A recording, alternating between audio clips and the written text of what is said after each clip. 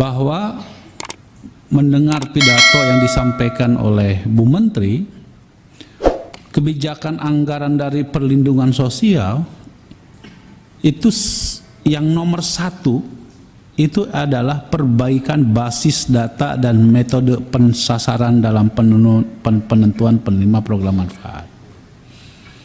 Pertanyaan saya, apakah sudah ada upaya untuk melakukan itu?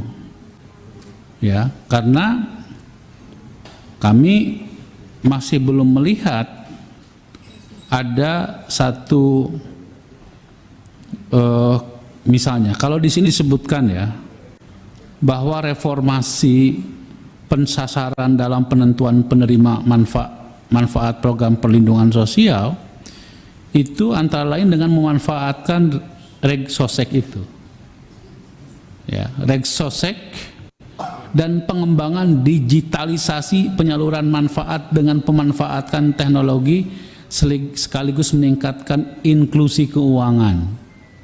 Nah, kami terus terang saja masih belum melihat ada sesuatu yang berbeda dari apa yang dilakukan dalam konteks reformasi perbaikan basis data penerima manfaat itu. Jujur Pak, nggak ada bedanya. Bahkan yang terjadi di tahun politik ya justru sebaliknya gitu. Saya tadi cerita sama Pak Ketua, yang berkuasa bukan Kementerian Sosial, yang berkuasa kepala desa Pak dalam menentukan KPM. Kenyataannya begitu. Ada tetangga saya, gara-gara dia berbeda, tidak memilih kepala desanya, si kepala desa terpilih ini diganti Pak, padahal dia lansia, layak mendapatkan bantuan, tetapi karena tidak bisa memilih, karena tidak memilih diganti sama dia atas nama musyawarah desa. Ya, itu kenyataan Pak. Bahkan oleh Komisi 8 pun, anggota Komisi 8, ketika kita mengajukan orang itu supaya dia memang layak untuk mendapatkan bantuan, tetapi kalau tidak melalui proses persetujuan kepala desa yang diserahkan kepada dinas sosial, nggak didengar juga kita Pak.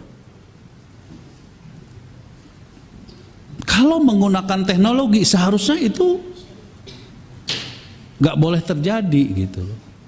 Karena fakta itu seharusnya universal, fakta itu seharusnya empirik yang tidak bisa dipilih secara subjektif.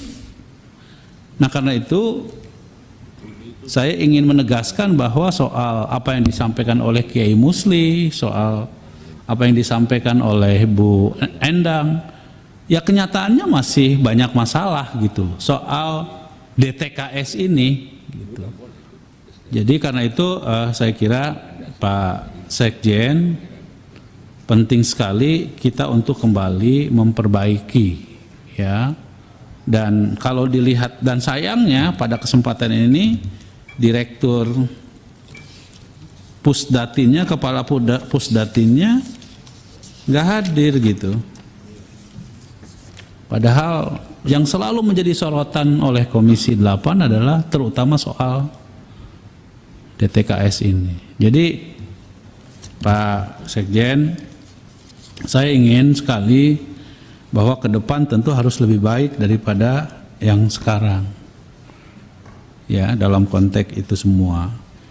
Saya kira catatan saya sih itu saja. Yang terpenting menurut saya dilihat dari pagu indikatif anggaran tahun 2025, ya tentu membuat kita juga menjadi agak tenang. Karena apa? Karena program PKH masih ada, karena program kartu sembako masih ada, program atensi masih ada, dan itu kalau dilihat dari anggaran yang disampaikan oleh Pak Sekjen justru lebih kepada manajemen daripada program bantuan sosialnya yang dipotong.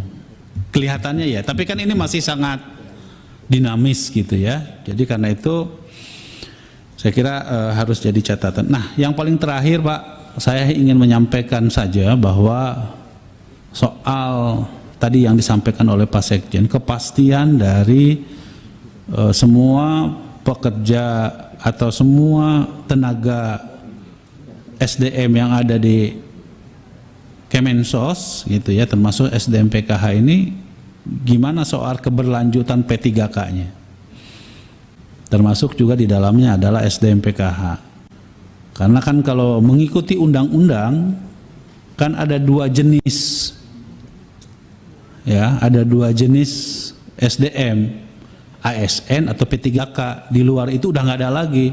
Honor juga sudah masuk dalam kategori P3K gitu. Nah, karena itu saya ingin mempertanyakan soal keberlanjutan itu.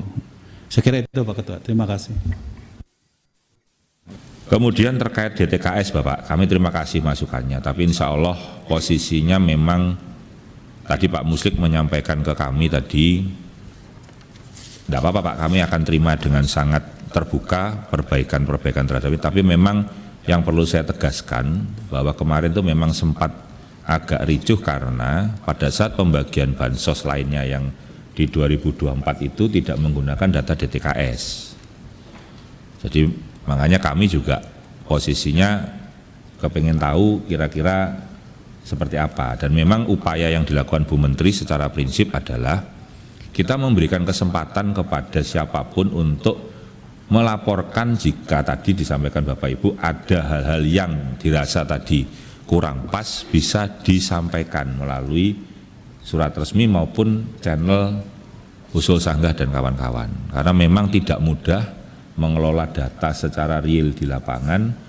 Setiap hari yang tidak kita layakkan cukup banyak Bapak Ibu sekalian dari usulan teman-teman, dan memang mohon maaf Pak Ketua, teman-teman SDM PKH itu memang tidak kita posisikan untuk memutuskan, karena mereka akan kita jadikan, saat ini kita jadikan filter untuk tadi membarier keinginan-keinginan tadi yang dari misalkan disebutkan Pak Aceh tadi kepala desa dan kawan-kawan gitu Pak. Itu yang saat ini jadi kami gunakan kontrol untuk teman-teman. Begitu juga tadi terkait pendamping yang tadinya disampaikan terkait usulan. Jadi usulan mereka bertugas sekarang berdasarkan KTP dan domisili itu adalah atas usulan mereka sendiri sebetulnya. Karena dulu penugasannya tidak sesuai dengan domisili. Sehingga contoh yang di daerah Cianjur, perjalanan menuju tempat tugasnya itu 4 jam Pak minimal. Pulang pergi sudah 8 jam. Jadi tidak mungkin kalau dia kemudian melaksanakan di sana. Nah, atas itulah kemudian sekarang kita eksekusikan berdasarkan lokasi tempat domisili yang bersangkutan. Nah, ternyata pun begitu kami lakukan, kita temukan Pak, hasil yang kemudian ternyata dulu rekrutmennya tidak berdasarkan wilayah tempat tinggal. Jadi dulu itu kalau misalkan satu geng gitu masuk semua, nah begitu sekarang kita cek, ternyata yang berada di satu kecamatan itu ada 10 orang Pak. Ya itu mau tidak mau kan harus kita kemudian tugaskan sesuai dengan lokasi yang terdekat gitu. Jadi insya Allah kami sangat berusaha untuk kemudian supaya mereka bisa melaksanakan tugas dengan baik begitu.